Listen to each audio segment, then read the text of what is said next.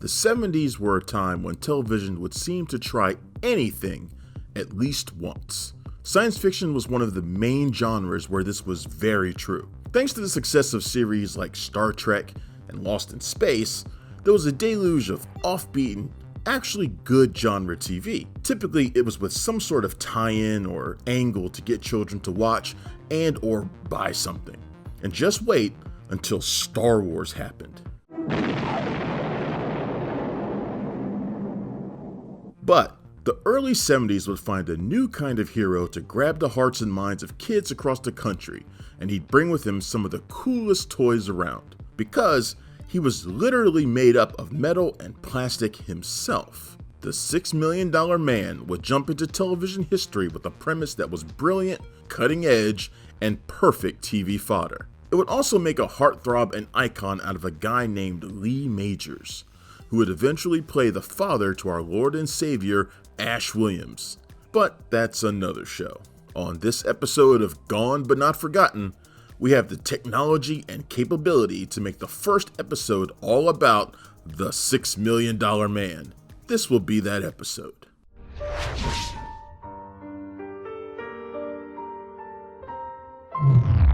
The $6 Million Man actually started as a novel named Cyborg, and no, this has no connection to Jean-Claude Van Damme's 1989 cinematic masterpiece. Cyborg was written by Martin Caidin and was followed fairly closely by the eventual TV series. In the book, Steve Austin is an astronaut who is horribly maimed after a plane crash from which he somehow survives. After the accident, Rudy Wells, a doctor and master of high-tech bionics, works with the Office of Strategic Operations, along with Oscar Goldman, one of the high-ups at the OSO, to put Steve back together again. The book veers from what would happen in the TV series somewhat, with Austin having some interesting augmentations like a radio in his rib, a removable eyeball with a camera in it, and a finger that can shoot poison darts. Pull my finger. Let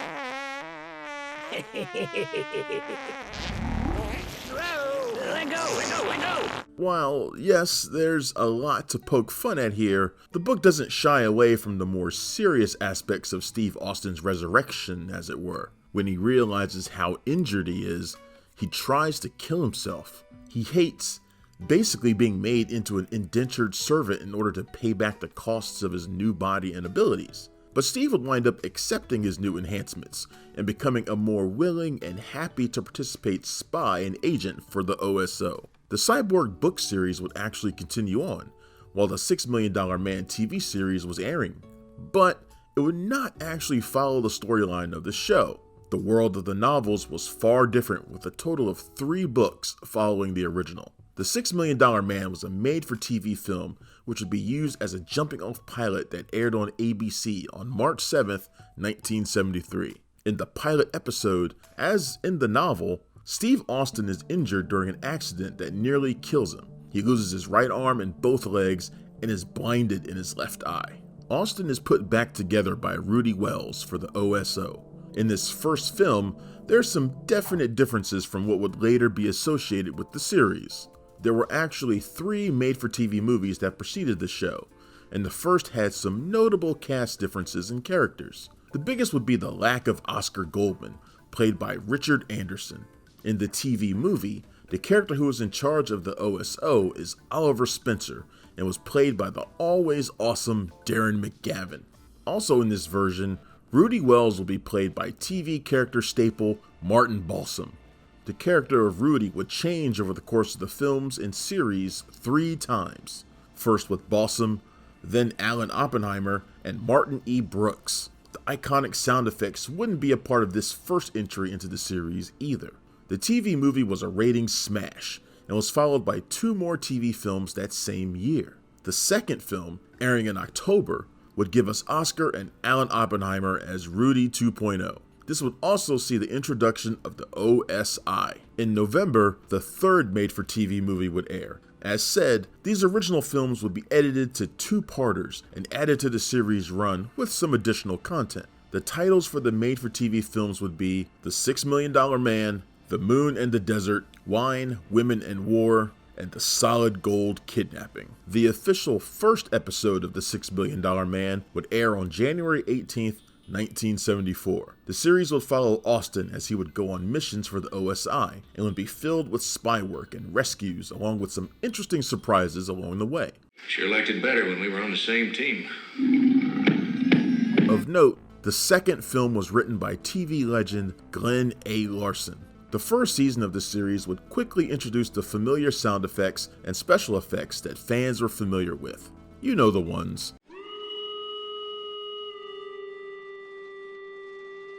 Hear me. Come on in.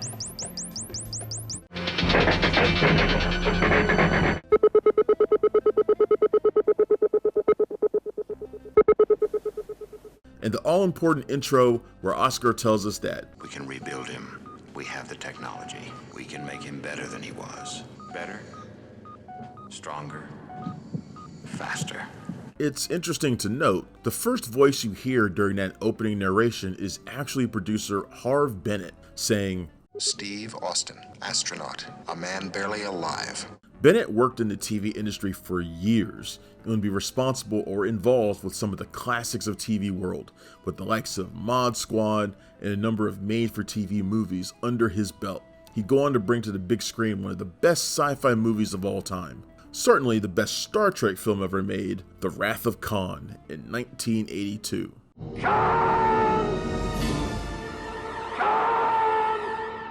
Along with Bennett's future connection to Star Trek, The $6 Million Man would have connections throughout the genre and also get some major accolades. The first TV movie would be nominated for a Hugo Award. Some of the writers throughout the series would include D.C. Fontana, Peter Allen Fields, Mark Frost, and Kenneth Johnson.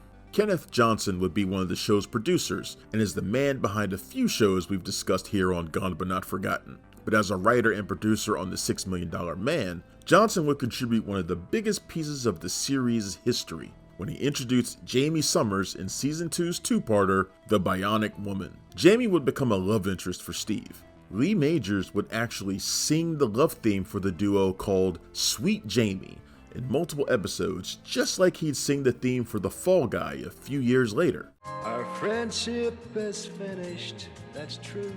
Who would share a similar tragic fate, which would lead to her becoming said Bionic Woman. When a skydiving accident nearly kills the tennis player, Jamie goes through the same procedure as Austin. Jamie would become a returning character on the show after supposedly dying in part 2 of the storyline, which would also include Steve proposing to Jamie. I don't want to go too far into the world of the Bionic Woman as well. She got her own series and deserves her own episode, so keep an eye out for that. Needless to say, Jamie Summers will become a major player in the franchise, and other Bionic characters, both good and bad, will become part of the lore. One of the more interesting of these would be Barney, the $7 Million Man. Barney is played by actor Monty Markham, who ironically was who the producers originally wanted to play Steve Austin before Lee Majors won the role. Some other standouts from the series episodes are, of course, the Fembots. No, not those. These Fembots. The creepy robot wiring revealed faces of these things are just, well, creepy. The Fembots are part of a recurring group of robots who would fight both Steve and Jamie over the course of the series. One of the most well-known, insane, and neat episodes from the show, though, are The Secret of Bigfoot, written by, yet again, Kenneth Johnson. This episode has Steve taking on Bigfoot. Interesting fact, he was played this first time by the legendary Andre the Giant. The design and look of Bigfoot in this is pretty awesome, and more than a little scary for a kid.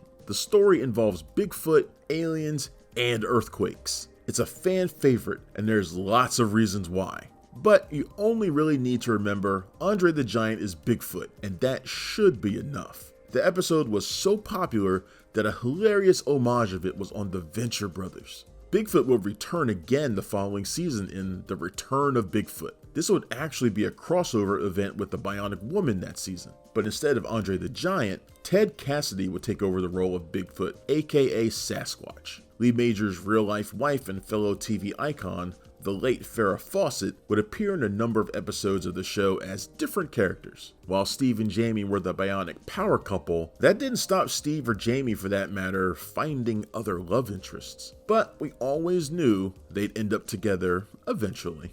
Lee Majors was, before being cast as Steve Austin, really known for westerns. He had a major role in the series The Big Valley and had done turns in Gunsmoke and other TV series and films. But it was really the $6 Million Man that made him into the pop culture icon and TV legend he is today. Majors is still acting and even got nominated for a Saturn Award for his co-starring role as Bruce Campbell's daddy in Ash vs. Evil Dead. I mean, who else could have done it, right? The only thing I didn't like about it is he started calling me Pop. Now he still calls me Pop. It's an endearing term, Pop.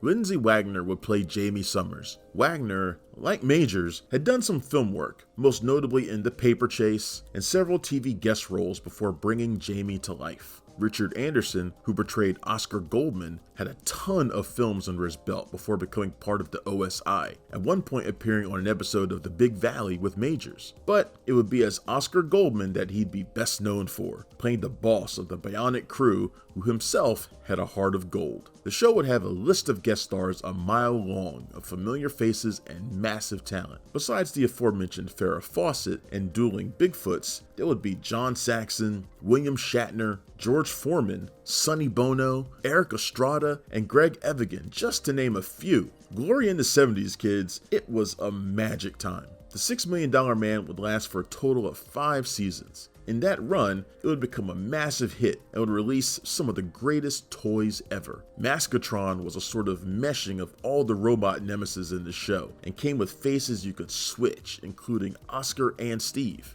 I think this other face is supposed to be John Saxon's, but I'm not sure. You could pop his head off. The Steve Austin doll is just freaking neat and had an eye you could look through like a telescope and a removable arm plate. There are different versions of him with different bionic abilities. Bigfoot got his own toy as well, which could pop open his chest to show all of his electronics inside. Oscar got his own toy, which came with, rather oddly, an exploding briefcase. There were play sets and even extra bionic parts for Steve, which you could buy and pop off his legs and put on. There were vehicles too, as well as a Play-Doh set.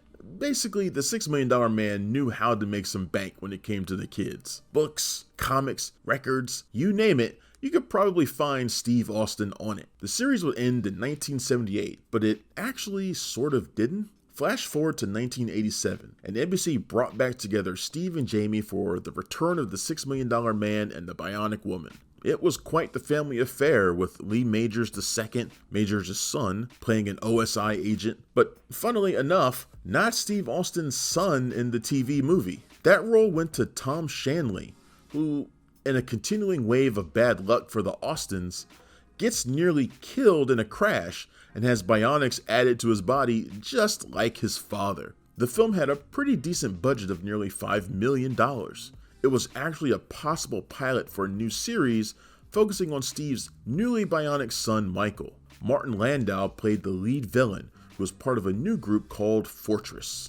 While the series never materialized, the TV film was a big enough hit to get another one made. Bionic Showdown, The $6 Million Man and the Bionic Woman, was released in 1989 and would see production move to Canada. But also joining the Bionic family is a gal by the name of Sandra Bullock. Yep, that's right, Sandra Bullock. Once again, this was another attempt at a new series, this time with a newly bionic woman in the guise of Bullock's character, Kate. But, as the previous film, there wasn't enough interest in producing a full series. But also, like the last film, there was enough to do one more TV movie. Bionic Ever After aired in 1994 and follows the dual proposal of marriage from Showdown, with Steve and Jamie planning on getting married. But, of course, there's always some sort of hostage situation to put a wrench into the works. Also, Jamie's bionics are failing, and she needs an upgrade. This would be the last of the Bionic films. Wagner mandated that she and Majors get married in this one or she wouldn't do it. Also, a nice bit of trivia, this aired on CBS, which means the $6 Million Man had appeared on all 3 of what used to be the major networks of the day. Just as one more aside, I honestly thought this one was filmed in Canada too, but it appears it was South Carolina. I bring this up because the also awesome Jordy Johnson plays one of the main bad guys here. So yes, Dracula and Klaus from Dracula the series were two of the last villains to take on Steve Austin. Bionic Ever After was a nice ending for two of TV's unique and greatest heroes who deserved their happy ending. The $6 Million Man has never been remade or retooled. Not to say no one hasn't tried. Mark Wahlberg has been ready to take on the $6 billion man for a while now. Kevin Smith's failed screenplay was adapted to a great comic series, but there's been no traction on the property for years, so the feature film version of Steve Austin has yet to take flight and crash as would need to happen. Honestly, I'm sort of glad. Lee Majors was great in this role in this type of series, one with aliens, robots, and spy tech. Really can't be replicated today without someone doing it just to mock it or wink at the camera. The $6 Million Man relied on a good and fun story that's just happened to have a neat gimmick. It was entertaining, but also well written with characters that you cared about. It was a natural progression from shows like Star Trek and Batman. Technology that could be, and now actually is, shown helping people. It was great for younger and older viewers, which is why it was able to be as big a hit as it was and still be a favorite for fans today. The series was released on DVD and is now available to stream on Peacock, and it looks great. If you've never checked out The $6 Million Man, I highly recommend it. Lee Majors created a likable and fantastic character in Steve Austin. Yes, he was a rugged type, but he also had a heart and cared about the people he loved. He was funny and charming and made a fantastic toy. It's one of those roles that would be hard to replicate or recast. I just can't see it. So yes, sometimes you can't make it better or stronger. Sometimes it's perfect just the way it is.